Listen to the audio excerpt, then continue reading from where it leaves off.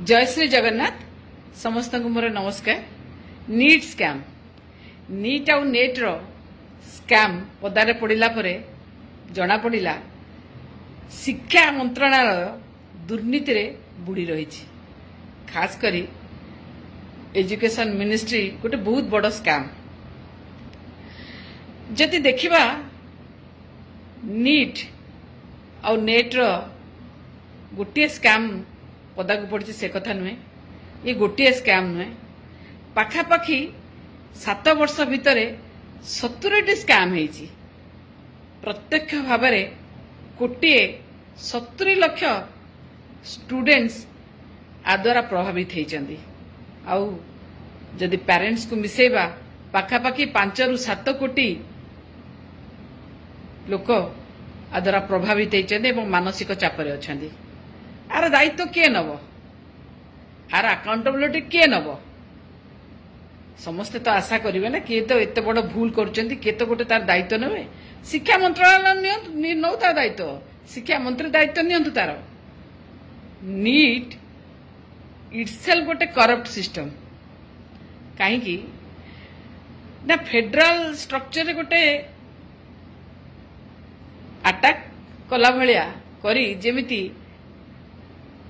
केंद्र सरकार एटा को छड़े नहीं थिले। और कौन कही थिले माने कौन थिला तार main M? Transparency, fee structure और जेन्युइन एडमिशन।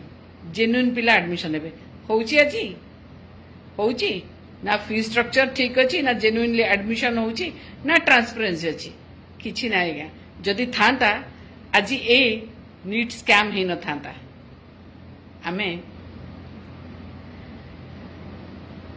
पाखापाखि लक्षाधिक स्टूडेंट कर भाग्य को कोठी ना कोठी आम अंधार भितर को ठेली देचे। साधारण लोक मानकर भाग्य आज अंधार भितर को ठेली जाइछि, जो थरे तांकर कोनोसी भूल नहीं, तांकर कोनोसी दोष नहीं। पिला माने पाठ पढ़िचंती, पैसा खर्च करिचंती, बहुत परिश्रम करिचंती, बिना दोष रे तांको मध्ये कुआई जाइछि जे क्वेश्चन पेपर लीक हो जाइछि, एग्जाम कैंसल हो जाइछि, एडमिशन कैंसल हो जाउछि, काउंसलिंग कैंसल हो जाउछि बिना दोष रे। आ पई दायी किए? आ पई दायी किए? कहली 7 वर्ष रे 70 स्कैम। आ पई दायी किए? साधारण पिलाटे काहे यार बोझ मुंडेइबो? शिक्षा व्यवस्था को हमें कोठी पहुंचेलेनी। शिक्षा व्यवस्था मोर मन अछि विगत वर्ष जेतेबेले नवीन पटनायक मुख्यमंत्री थिले गोटे अनाउंसमेंट गोटे घोषणा करथिले जे सरकारी स्कूल ले पढ़ुथिबा पिला माननकु मेडिकल रे संरक्षण दिया हबो। केमिति सेटा संभव होई परिबो जे पर्यंत केंद्र सरकार एटा को हाथ रे रखिथिबा ए बळी प्रकार स्कैम होतबो? केमिति सेटा होई परिबो?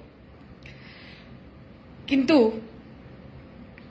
विधि व्यवस्था भितरे जो पिला माने हैरान होचंदी